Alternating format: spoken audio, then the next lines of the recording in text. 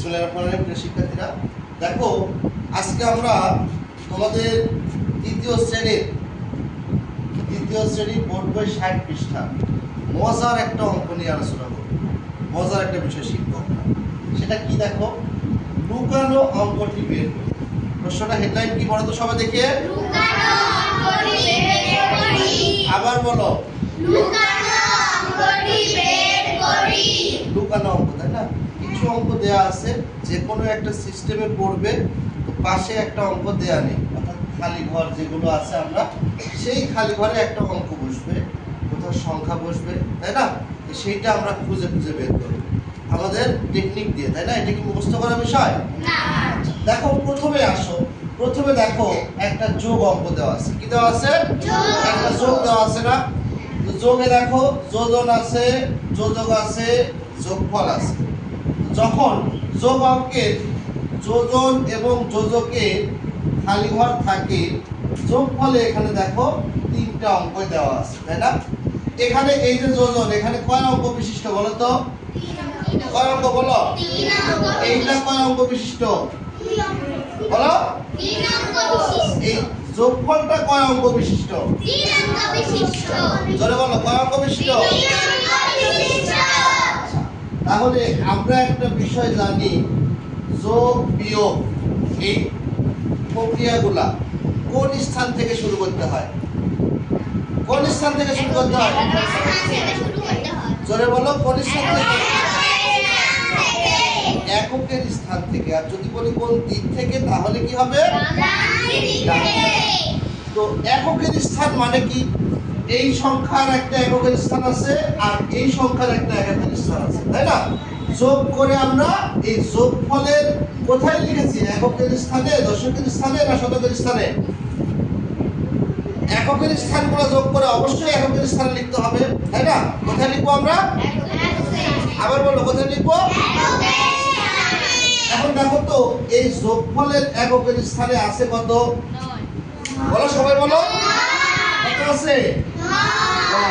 তার মানে এই দুইটা সংখ্যার এককের স্থান দুটো যোগ করেই তো 9 হয়েছে, নাকি? এইটার এককের স্থানে কিছু আছে? এইটার এককের স্থানে কি আছে? 5 এর সাথে খালি ঘর যোগ করে কত হয়েছে? জোরে বলো, কত হয়েছে? 5 এর সাথে কত যোগ করলে 9 হয়?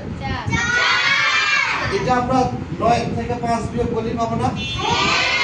এমনিতে তো নরমাল হিসেবে বোঝা যাচ্ছে যে 5 এর সাথে 4 যোগ করলে 9 হয়। তাহলে এই খালি ঘরে কত বসবে? 4। খালি ঘরে কত বসবে? 4। সেই কঠিন লাগবে, তাই না? হাতে কিছু আছে? 5 আর 4 যোগ করে 9 হয়েছে। হাতে কিছু আছে? তাহলে এইবার আসি এককের স্থান শেষ, এইবার আসি দশকের স্থান, মানে 1 আর খালি ঘর যোগ করে কত হয়েছে? 3। তাহলে 1 এর সাথে কত যোগ করলে 3 হয়? 2। তাহলে খালি ঘরে কত বসবে? 2। এই অঙ্ক কি খুব কঠিন? না। একবারে বেশি দুইবার করা লাগবে? না। 2 নাম্বারটা কি আমার করে দেওয়া লাগবে? না। দেখি আমরা একসাথে করি। দেখো এখানে এককের স্থানে আছে কত? 6। তার মানে 5 এর সাথে খালি ঘর যোগ করে 6 হয়েছে, তাই না? তাহলে 5 এর সাথে কত যোগ করলে 6 হয়? 1। খালি ঘরে কত লিখবো? 1 লিখবো। কত লিখবো? 1। আচ্ছা, এবার আসি পরের অঙ্কে, মানে দশকের স্থান। দশকের স্থানে কত আছে? 7। দশকের স্থানে 7 আছে, তার মানে এই দুইটা সংখ্যা দশকের স্থান যোগ করে 7 হওয়া লাগবে। যেহেতু আগেরটা যোগ করে হাতে কিছু ছিল না, তাহলে এখানে খালি ঘর আর 1, খালি ঘরের সাথে মানে কতর সাথে 1 যোগ করলে 7 হয়? 6। কতর সাথে? 6। তার মানে এই খালি ঘরে কত হবে? 6। সেই কঠিন, তাই না? না। আর ভুল হবে না ইনশাআল্লাহ। এইবার আসি 3 নাম্বার। দেখো তাহলে এই দুইটা হলো একই রকম ছিল, তাই না? এইবার আমরা 3 নাম্বারটা দেখি একটু আলাদা। একটা সংখ্যা দেখো, এখানেও 6, এখানেও 6, এখানেও 6।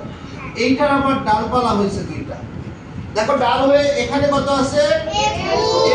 21 থেকে কত হয়েছে? 27। বাড়লো না কমলো? কত বাড়লো? কত বাড়লো বলো? এই যে 6 বাড়ছে। 21 থেকে 6 যোগ করে হয়েছে 27। এখানেও দেখো 33 এর সাথে 6 যোগ করে হয়েছে 39। এই খালি ঘরে কত হবে? এই 35 এর সাথে 6 কি করা লাগবে? যোগ করলে কত হয়? 56 হয়। কত হয়? 56 করা যাবে তো? হ্যাঁ। এইবার আসি এইটা কি? এইটা আবার দেখো www তাই না? দেখো এইখানে নিচে দিয়ে প্রত্যেকটার নিচের অংশে 5 লেখা আছে। লেখা আছে কি না? হ্যাঁ। দেখো 1 হয়ে গেছে 6, নিচে আছে 5। তাহলে 1 আর 5 কি করে 6 হলো? আচ্ছা, এখানে 6 আর 5, তাহলে 6 আর 5 কি করে 11 হয়? আবার 11 এর সাথে 5 যোগ করে কত হয়েছে? 16। তাহলে 16 এর সাথে 5 কি করা লাগবে? যোগ করলে কত হয়? বলো 16 আর 5 যোগ করলে কত হয়? 21। তাহলে এখানে ঘরে 21। সেই কঠিন তাই না? করা যাবে তো? এবার আসি লাস্ট দেখো 5 নম্বরে কি বলেছে? এখানে আবার দেখো একটা করে সুন্দর আকৃতি দেওয়া আছে তাই না? দেখো চারপাশ দিয়ে সংখ্যা, মাঝখানে একটা বড় সংখ্যা তাই না? আর দেখি দেখো 5 আর 7 যোগ করলে কত হয়? 7 আর 5 যোগ করলে হয় 12। 12 এর সাথে 3 যোগ করলে কত হয়? 12 13 14 15। 15 আর 2 যোগ করলে কত হয়? 17। এই মাঝখানে কি লিখেছে? এই চারপাশের যোগফল, এই চারপাশের সংখ্যাগুলো যোগ করে মাঝখানে লিখেছে। দেখো 2 নম্বরেও একই কাজ করেছে। 6 আর 2 যোগ করলে কত হয়? 8 আর 3 যোগ করলে 11। 11 এর সাথে 4 যোগ করে হয় 15। এই দেখো এই মাঝখানে এই যোগফলটা লিখেছে। তাহলে এইবার আমরা কি করব? এই চারপাশের সংখ্যা কি করব? যোগ করে মাঝখানে লিখব না? তাহলে 7 আর 4 যোগ করলে 11। 7 আর 4 11, 11 আর 3 14, 14 আর 5 19। তার মানে এই মাঝখানে কত হবে? 19। তাহলে আমরা আজকে এই 60 পৃষ্ঠার সবগুলো ট্রিকই শিখলাম তাই না? এগুলো কিন্তু বুদ্ধিমত্তা, এগুলো হলো বুদ্ধির খেলা। বোঝা গেছে? তোমরা এই অঙ্কগুলো দেখে আগে ভয় পাবে না, দেখবে আসলে ওখানে ঘটনাটা কি ঘটেছে। যোগ করতে পারে, কখনো বিয়োগ করতে পারে তাই না? কখনো ওই যে প্যাটার্ন শিখেছি আমরা, অনেকটা প্যাটার্নের আঙ্গিকে এটা সাজানো। আমার কথা বুঝতে পেরেছো? তাহলে আমরা এই অধ্যায়টা আবারও করব বাসায়। এটা আজকের এটাই হোমওয়ার্ক, বাসার কাজ। আশা করি বুঝতে পেরেছো। ধন্যবাদ সবাইকে। পরবর্তী ক্লাসে আবার দেখা হবে। আল্লাহ হাফেজ।